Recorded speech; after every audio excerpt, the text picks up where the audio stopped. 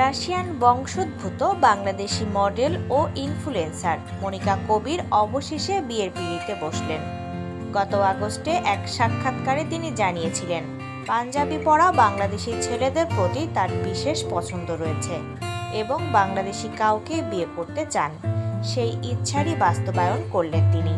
রোববার সামাজিক যোগাযোগ মাধ্যমে একটি ভিডিও শেয়ার করে বিয়ের বিষয়টি নিজেই নিশ্চিত করেছেন মনিকা।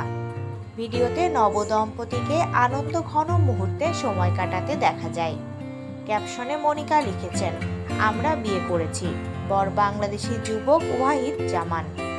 ঘরোয়া পরিবেশে মালা বদলের মাধ্যমে বিয়ের আনুষ্ঠানিকতা সম্পন্ন হয়েছে। বিয়ের খবর প্রকাশ্যে আসার পর সামাজিক যোগাযোগ মাধ্যমে মিশ্র প্রতিক্রিয়া দেখা গেছে। অনেকেই নবদম্পতিকে শুভেচ্ছা জানিয়েছেন, আবার কেউ কেউ সমালোচনাও করেছেন। কারণ সম্প্রতি ঢাকার রাস্তায় এক পথচারীকে মারধর ও হেনস্থার ঘটনায় সমালোচনার মুখে পড়েছিলেন এই মডেল। ওই ঘটনায় তার বিরুদ্ধে মামলাও দায়ের করা হয়।